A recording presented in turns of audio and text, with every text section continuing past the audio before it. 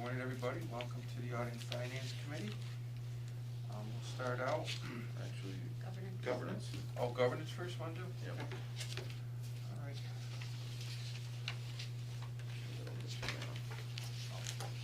Susanna? Okay. Suzanne, you want to lead us with the governance? Sure. Good morning, Mr. Chairman. Good morning, board members. This is the second governance meeting for the fiscal year ending 21. We are required to have at least 2 each year.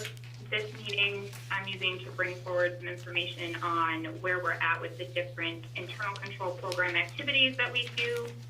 Over the past couple of years, we've expanded this program to include quite a few different activities to meet the New York State control requirements and to further strengthen and improve the organization's controls.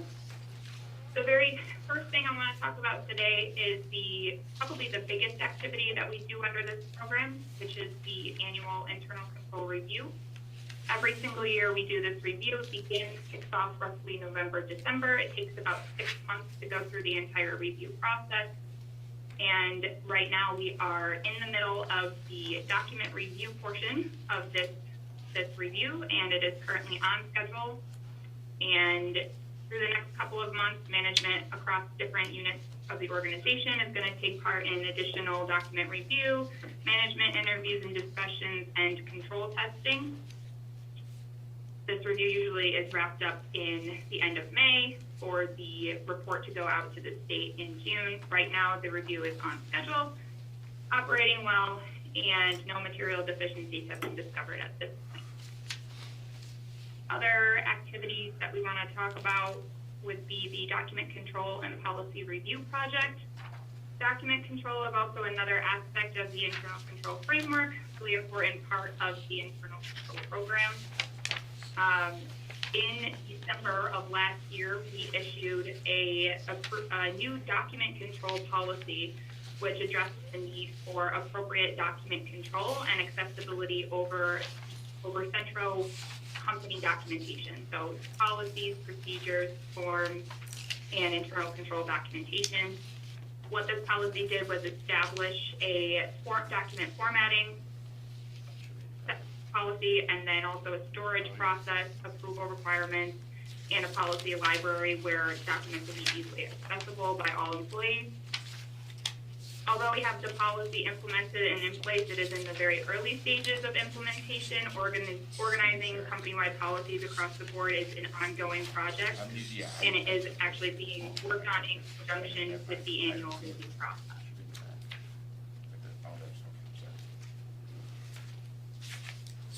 And if anyone has any questions during my report, just stop me and let me know. So with the document control process, we've worked on a few different policies so far. We've gotten quite a few updated into the new uniform template and reviewed and approved by our CEO. Our credit card policy, telecommuting, and vehicle use policies are just a few of the ones that we have looked at, and more will continue to be reviewed and implemented into this format as we continue our internal control review process. The next thing I want to bring forward is the internal control continuing education program. One of the components of the internal control requirements is that we continue to educate our employees on internal control concepts and its importance. So as part of the internal control continuing education program, we do a couple of different things to try to kind of reinforce the importance of control across the organization. Number one was the Watchdog Newsletter that was first issued in 2018. Originally, this newsletter was just for the internal control team members, so the 44 managers and supervisors across the organization that participate in the internal control review process. Being that internal control is actually everybody in the organization has some sort of responsibility, whether they're performing controls or reviewing them, monitoring them, designing, implementing, whatever your responsibility is with internal control, it does apply to everyone. So with the last issue, issued in early February, we actually expanded the Watchdog volume to include all to be available to all admin staff. So all admin staff, not just the managers and supervisors that were on the internal control team. And the participation has actually been a lot higher than I had originally anticipated, so that's been very good. In addition to that, we had historically a brochure that would be handed out to all new and salaried employees when they were hired that detailed some general information about internal control. This brochure stopped being issued back in 2016. And so what we did was, in conjunction with marketing and human resources, we took a look at that brochure, updated it, put some up-to-date information, up-to-date requirements in there, and have started handing that out to each new hire as they come and join the organization to let them know all about our great internal control program. And in addition to these items, I also continue to discuss the internal control program with each new operator class as part of the driver training program, and that has continued to be a very successful and engaging actualist training, so that's been really positive as well.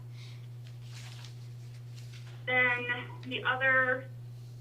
one of the other activities that we do that falls under the internal control program kind of umbrella would be strategic planning. This is actually a supporting activity to internal control. Your strategic plan kind of defines and sets your goals for your organization, and that's where your internal controls come in to kind of support those goals. So strategic planning is something that we look at as part of the internal control program. A couple of years ago, back in 2018, we noticed that our strategic plan at the time could use some beefing up and kind of redevelopment. So we started that process, and we are close to completing that process of redeveloping the plan. We're actually going to have some information regarding different performance measurements and plan information to bring to you in March for review. So that was a lot of information. Any questions? Suzanne, it's very good. I mean, there's a lot of work that's gone into this. It's very impressive. Believe me, I appreciate that. Yeah, and I'd like to point out, and I want to thank Susanna for the work she's done on this. This internal controls went from a document that used to get passed around so everyone could check a box to a real internal controls process, and she really built that from the ground up. And I want to thank Christopher too. With the retirement of Christine Lacurdo, she was the internal controls officer. So Chris stepped into that role and has been working closely with Susanna and with the two of them. It's been a great process. It really has.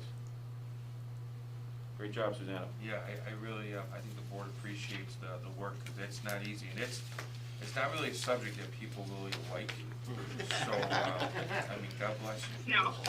Yeah, they see Susanna coming down the hall and they just turn and walk down the hall. But it's necessary. Yeah. Yeah, it is. It can be fun. It can be. Great. Any questions for Susanna? Any questions? No, anything? Okay. No action had. Great. Thank you. Do we have to adopt this or anything, or it's just a process? No, not this. Very Not good. this report. So noted. Thank you so much. This weekend, when I have a little time, I'll maybe go through it again.